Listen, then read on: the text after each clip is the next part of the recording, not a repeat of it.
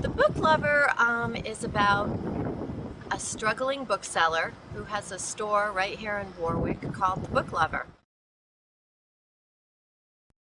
Oh, that's hard.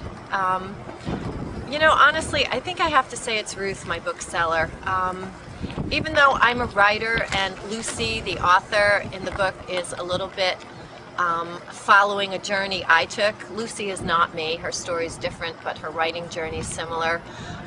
When I was originally self-published before my first novel was taken by Hyperion Books and published internationally, I sold books literally out of the trunk of my car, and I met so many booksellers that I became involved in what I call in the trenches, so to speak. I learned how to be a bookseller, and so many of them shared stories with me. And I know anyone who's a book lover just loves going into a bookstore, and I learned firsthand how writers don't just struggle, the booksellers struggle like crazy.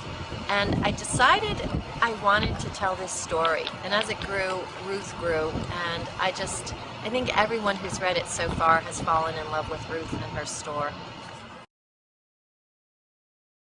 One of the reasons I wrote this book is because the book world is going through such horrible changes, I would have to say, in recent years. Probably, I've been quoted as saying the book industry and the book world have changed more in the past 5 years than they probably have in the past few centuries because of technology, because of some inequality in the business with booksellers. Online booksellers, many of them do not have to pay sales tax, which you walk into a bookstore and you buy a book, you're paying sales tax. There are some monopolies happening, and these people that own these bookstores, they don't do it to get rich. They do it like I do, because I love books. I'm in it because I love books.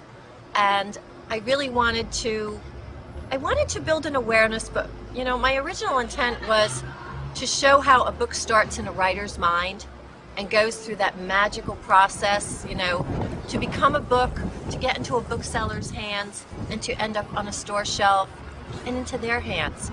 And in the midst of doing that, I created both sides, the writers and the booksellers.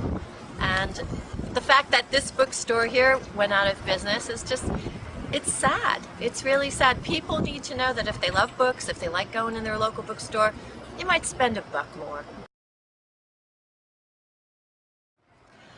One of the booksellers I got to know really, really well in my travels is Betsy Ryder from Williamsport, Pennsylvania. Her bookstore is called Otto's, A Book Lover's Paradise. Betsy actually sold books in a prison. She was very open with me, and she inspired a lot about Ruth. When I knew that she sold books in the prison, this whole story just started to immediately come to life. And I actually knew someone who went through a bit of Thomas's journey. I used his backstory for the reason Thomas went to prison. That said, the person I know was very lucky. He had connections, and he did not go to prison. But he easily could have, because he did something very dangerous.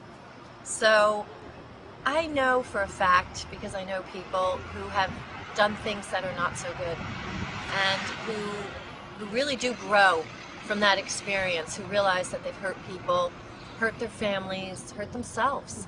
And they do come out on the other side transformed.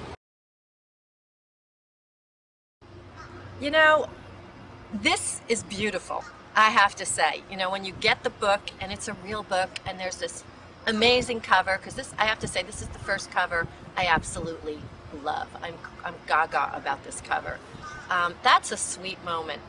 But this doesn't happen every day. The day-to-day writing, you have to have some happy moments, some beautiful moments, because it is such a hard job.